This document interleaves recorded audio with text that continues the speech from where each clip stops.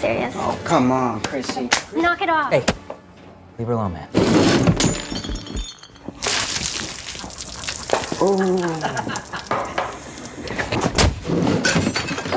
It's not worth it, sweetie. Forget your tip. The craft he arrived in. Where is it? Go to hell.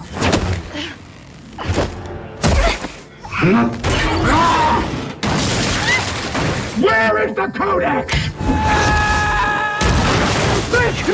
My mother! Long before human history began, there was a highly advanced planet called Krypton. Though Kryptonians appeared human, they were far more evolved, possessing superior scientific knowledge and physical strength shaped by their planet's intense gravity and brutal heat. Somewhere on Krypton, a woman is giving birth to a baby boy. Her husband, Jor-El, assists her during the delivery. In this world, babies are no longer born naturally. They are engineered and grown in labs. But this child is different, as he is the first natural birth on Krypton in generations. Meanwhile, Krypton stands on the brink of destruction. Its core is collapsing, and the planet could explode at any moment. Realizing the end is near, Jor-El rushes to Krypton's ruling council, begging them to hand over the Codex, a device containing the genetic blueprint of every Kryptonian ever born. Before the council can respond, General Zod storms in, killing the guards. This council has been disbanded.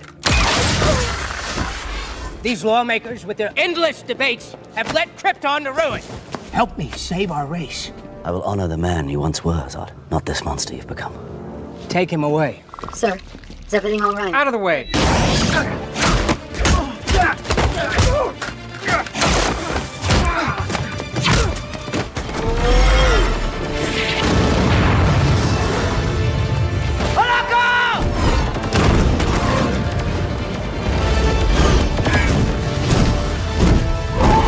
You see the Codex? It's just beneath the central hub, sir. Jor-El retrieves the Codex and takes it to his wife's secret location. Using Kryptonian technology, he fuses the Codex's genetic data directly into his son's cells. Meanwhile, his wife, Lara, has identified a distant planet where their child could survive. They lovingly name their son Kal-El and place him inside a small spacecraft. As they prepare to launch him off Krypton, Lara hesitates, heartbroken that she will never hear her son's first words or see him take his first steps. Jor-El reassures her that their son is destined for greatness and he will do wonders on Earth. Just as the ship begins its launch, Zod arrives, trying to stop it and demanding the Codex back. I know you stole the Codex, Jor-El. This is a second chance for all of Krypton. What have you done? Krypton's first natural birth in centuries. Destroy it!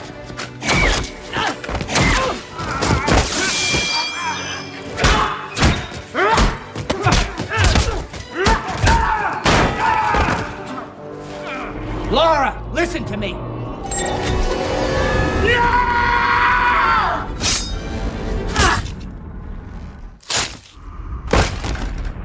Your son, Lara. Where have you sent him? Bring that ship down. Forces are surrounded.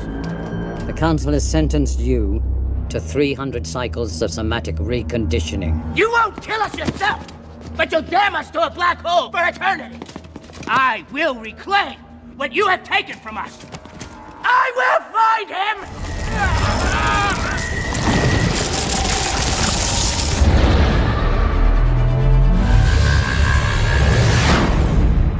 Shouldn't you find refuge? There is no refuge, Kidor.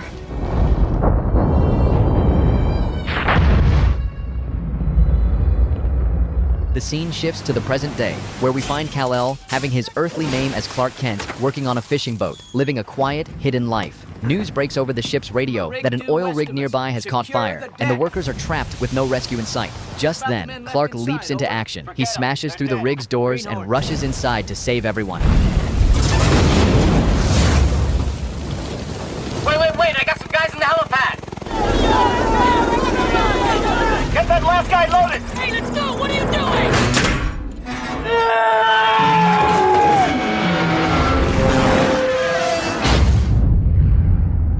As he sinks underwater, memories of his childhood flood back. A young Clark Kent sits in his classroom, overwhelmed. His heightened senses, hearing every sound and seeing through everything, terrify him. He can't control it, and the overload drives him into panic, causing him to hide in a dark room. His classmates laugh at him, calling him crazy. His mother, Martha Kent, is called to help. She reassures him, encouraging Clark to focus only on her voice. She tells him to imagine the world as small as an island, and by concentrating on her, everything else will fade away. Slowly, Clark calms down and hugs his mother. Back in the present, after surviving the oil rig disaster, Clark steals some clothes to stay hidden. As he walks down the road, he spots a school bus, triggering another memory. Years ago, while riding home from school, a bully named Pete Ross picked on him. Hey, asswipe. Leave him alone, Pete.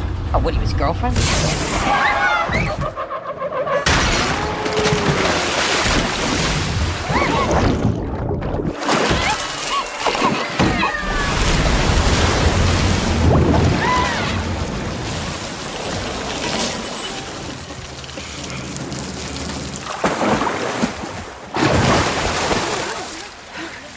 Sure what he thought he saw Was an act of God, Jonathan. This was providence. Lana saw it too, and the Fordham boy. I just wanted to help. I know you did, but we talked about this. What was I supposed to do? Just let him die? When the world finds out what you can do, it's going to change everything. You saw how Pete's mom reacted, right? People are afraid of what they don't understand. He takes Clark to the garage and shows him the spaceship they found him in. He also shows him a metallic device that was discovered with him. Jonathan explains that he once took the metal to a well-known metallurgist who said it didn't match anything on the periodic table. It wasn't from Earth. Jonathan warns Clark that if he reveals his powers too soon, humanity might reject him. But he assures him that one day, the time will come when Clark will show the world who he truly is, and they'll be ready to accept him. In the meantime, Clark keeps a low profile, working small jobs to stay under the radar. At one point, he's working as a waiter at a bar. I'm serious. Oh, come on, Chrissy. Knock it off. Hey, leave her alone, man.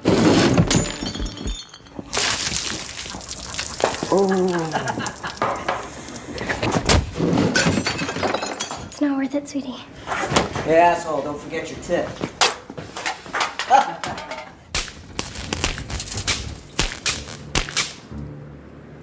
At the excavation site in Antarctica, a reporter named Lois Lane, working for the Daily Planet, arrives to cover the story. Clark is also there, assigned the simple task of carrying her luggage. Lois is eager to uncover the truth, believing the public deserves to know what's happening. However, the generals on site dismiss any concerns, insisting there's nothing unusual happening. But Lois Lane remains suspicious. She's deeply curious about the mysterious spaceship. There's definitely something down there. A submarine, maybe Soviet era? The ice surrounding the object, it's nearly 20,000 years old.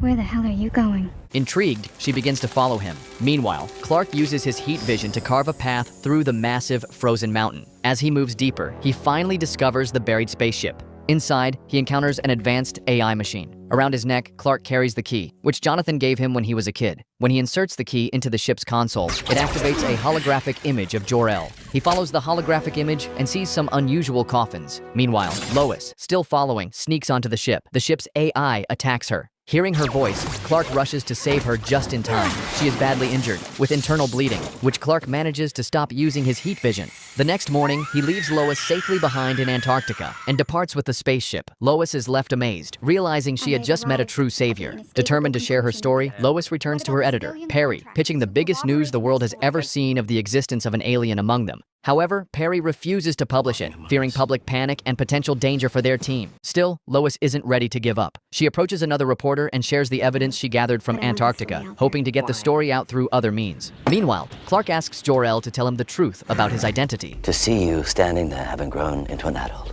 Who are you? I am your father, Cal. I have so many questions. You came from Krypton. Our race spread out through the stars, seeking new worlds to settle upon. We built outposts on other planets, using great machines to reshape environments to our needs. Eventually, our military leader, General Zod, attempted a coup.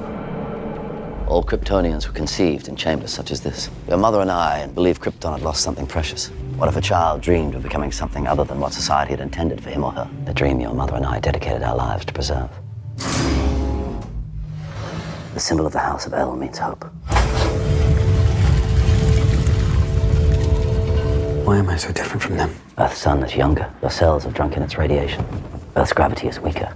You've grown stronger here than I ever could have imagined.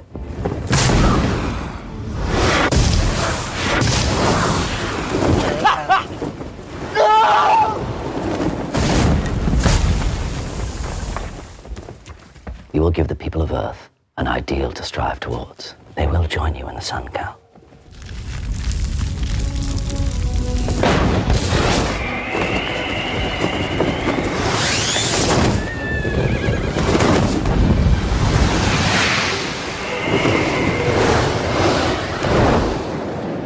The story then shifts back to Lois Lane. Determined to learn more about her mysterious savior, she tracks down Clark's hometown and meets Martha Kent. From there, she discovers Jonathan Kent's grave. At the cemetery, Clark approaches her. He asks why she's been following him. Lois explains that she knows he has incredible powers and believes he could be a force for good in the world, but she doesn't understand why he chooses to stay hidden. In that moment, Clark shares a painful memory. I just want to do something useful with my life. So farming, feeding people, that's not useful. I don't even know why I'm listening to you. You're not my dad. You're just some guy who found me in a field. Clark!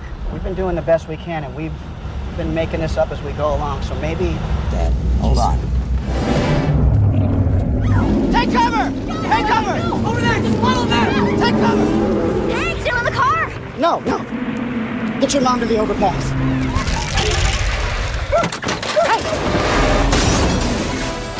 It's okay! No, stay here.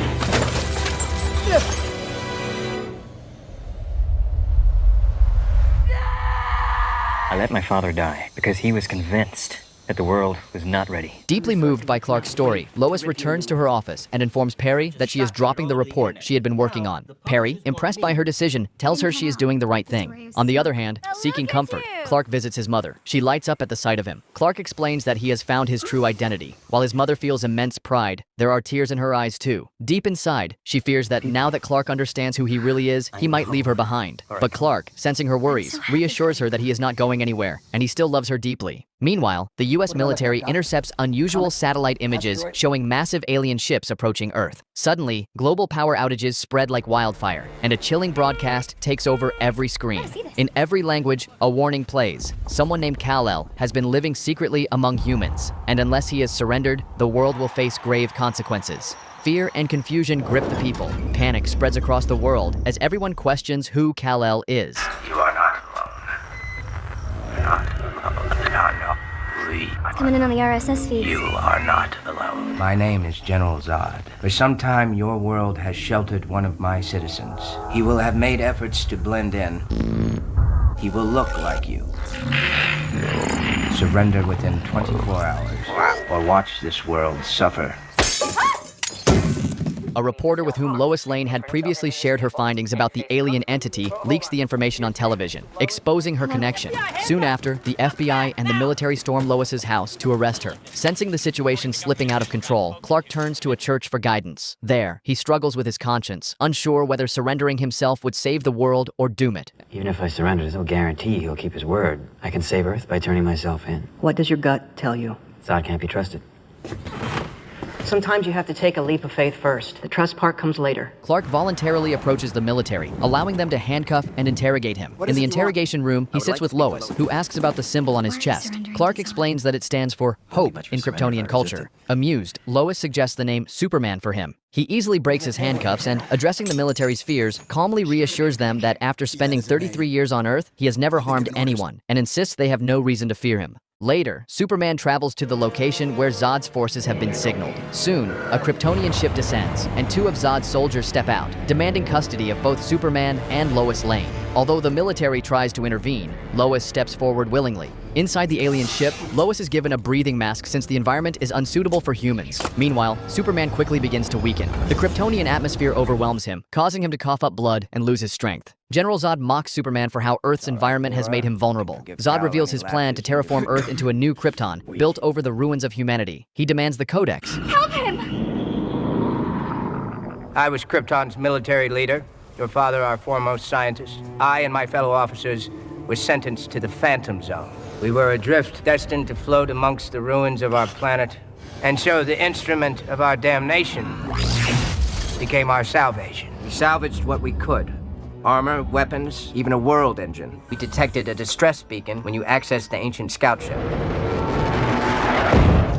Your father stole the registry's codex. For what purpose? So that Krypton can live again on Earth.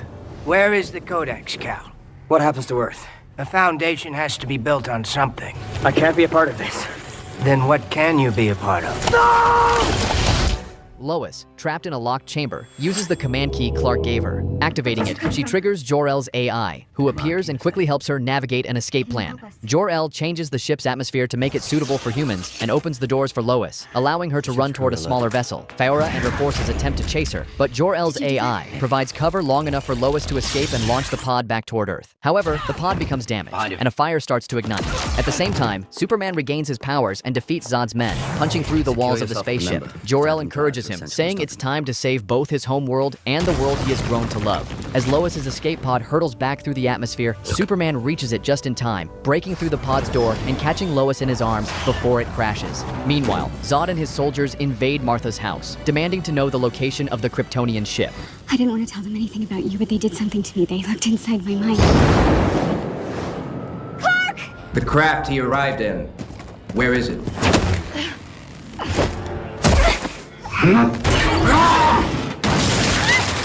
Where is the Codex? Bitch! You threatened my mother!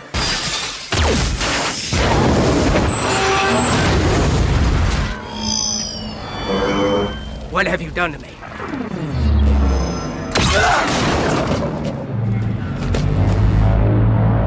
Get inside. It's not safe. They are extremely dangerous, and we have been authorized to use deadly force. Cleared hot, weapons free. Copy 1-1, weapons free. CCT, we're approaching LCJ Hawk. It's down at 5.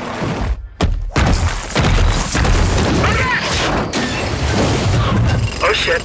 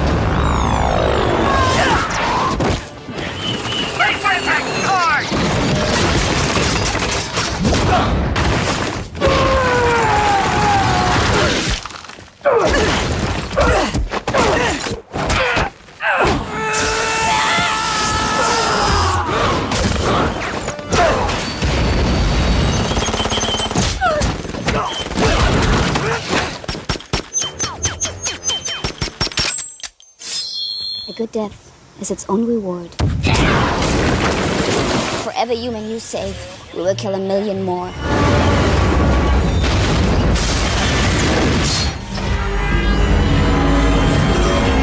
The military spots Superman once again, but this time, instead of targeting him, they lower their guns in a sign of respect. It's at this moment that Superman realizes that at last, the people of Earth have acknowledged him, not as an enemy, but as their ally. A scientist reveals to Zod that after analyzing Superman's blood, he discovered that Superman's DNA perfectly matches the Codex, the genetic key to resurrecting the Kryptonian race. Zod wonders if Superman needs to stay alive to obtain the Codex, but the scientist assures him that they can extract the necessary DNA from Superman's body, dead or alive. Now determined to kill Superman, Zod prepares to unleash a device called the World Engine, which can transform Earth's atmosphere to match Krypton's, allowing him and his people to survive. 2 machines are activated, one in the United States and the other in the Indian Ocean. The machines start firing energy beams, triggering catastrophic earthquakes, increasing Earth's gravity, and drastically altering the climate. As chaos unfolds, people flee in panic. At this moment, Lois Lane arrives and reveals that she knows how to destroy the machines from the information Jor-El had given her on the ship. Jack! Bruce! Jack, listen to me. I want you to get everyone out of the building, right now. Planetary engineering modifying the Earth's atmosphere and topography. Northcom Lightning 1.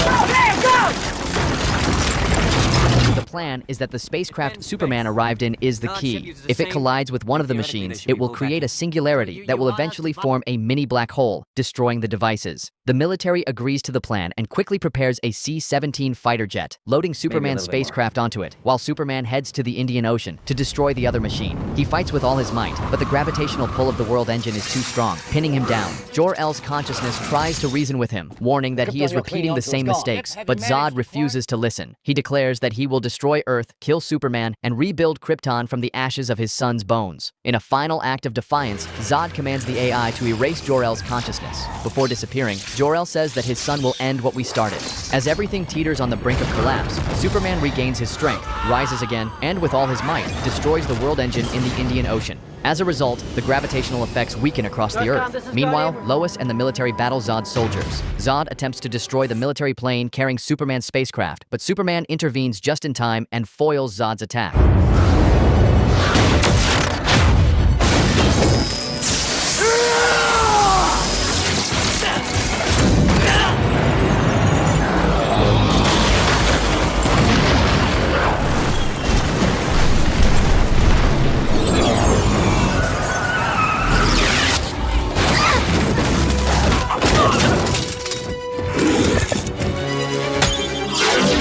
A good death is its own reward.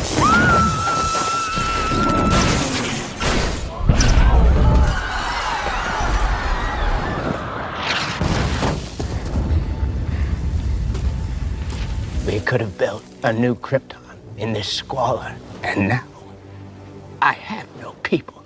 I will take them all from you one by one.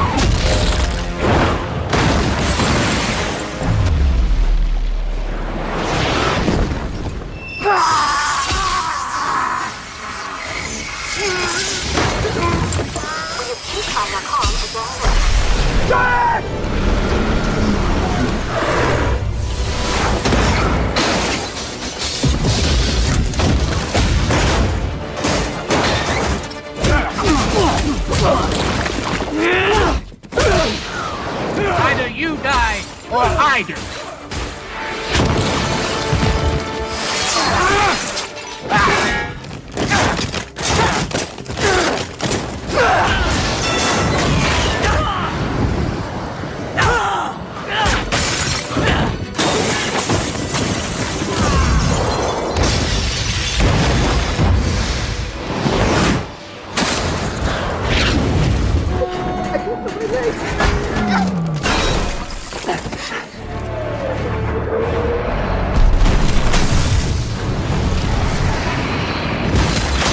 If you love these people so much, you can mourn for them.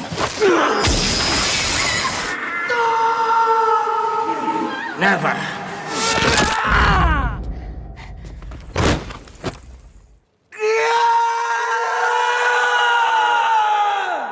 Superman is forced to kill him by breaking his neck, marking the first time he has ever used his powers to take a life. This deeply affects him, as he never wanted to harm anyone, but he knew it was necessary to protect humanity. The scene transitions to a satellite crashing near a military command center. Superman arrives and tells the military forces that they can no longer keep him under surveillance. He declares his desire to live independently, free from government control. He warns them that if they try to monitor him again, he will destroy even more satellites worth millions. Later, Superman visits Jonathan's grave with his mother. He shares with her that it would have been wonderful if Jonathan were still alive to see what happened today. Martha tells him that Jonathan would be very proud, as he always believed that Clark would achieve amazing things. She then asks him about his future plans. Clark says he wants a job that keeps him informed about everything happening around the world. He embraces his role as a journalist and finds a new job at the Daily Planet, with Lois Lane greeting him warmly. I really hope you guys enjoyed the recap, and if you did, then please subscribe, like, and share for more amazing recaps like this. And as always, thank you very much for watching.